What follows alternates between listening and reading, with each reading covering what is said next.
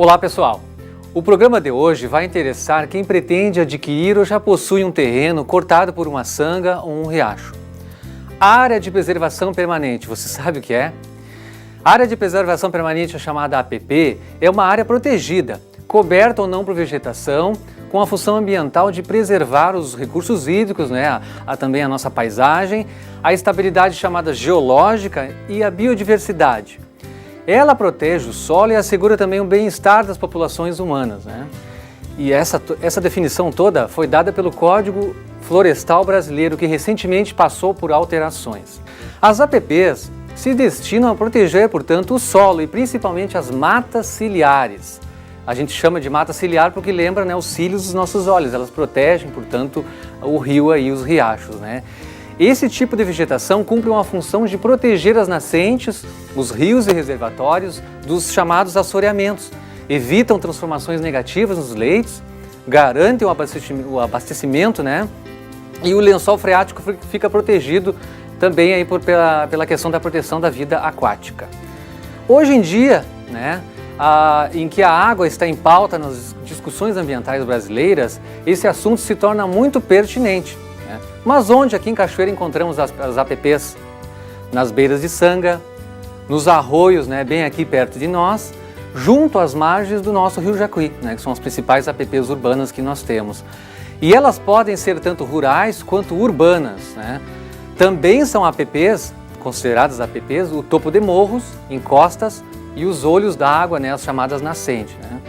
Somente órgãos ambientais podem abrir exceção a restrição e autorizar o uso e até mesmo o desmatamento em área de preservação permanente.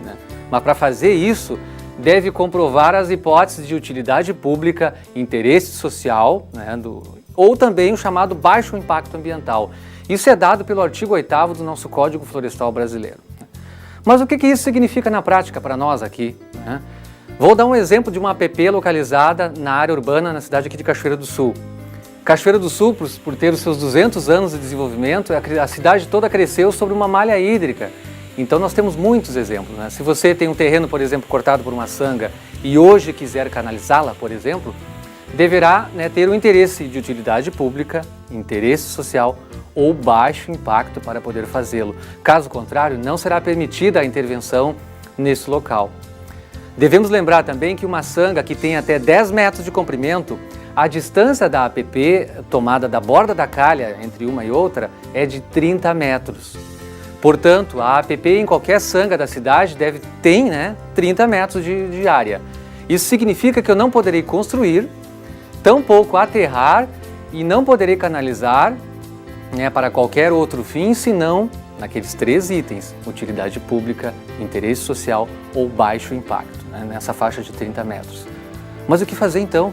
Se tem um terreno e eu quero construir, Bom, a sugestão é o seguinte: a gente deve esperar até que se defina por lei ou por um instrumento local a liberação dessa área.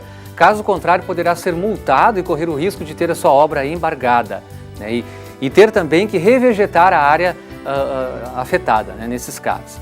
Existem casos em que as ocupações e benfeitorias já são consolidadas, aquelas estabelecidas antes de julho de 2008, ou seja, a legislação atual permite, então, que a gente regularize essas áreas mediante uma solicitação no órgão ambiental, desde que não aumentem mais a área útil construída nessa APP. Ou seja, se eu tenho uma casa de um tamanho X, ela deve permanecer assim, eu não posso aumentar a área.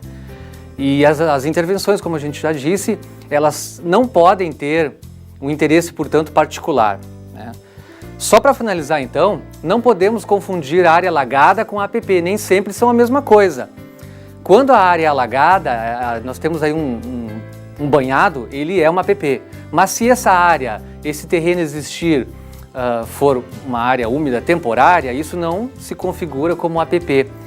Então, para definir essa situação, o bom seria contratar um profissional da área ambiental para avaliar, seja ele um biólogo, um engenheiro ambiental, agrônomo ou qualquer outro profissional para responder sobre vegetação.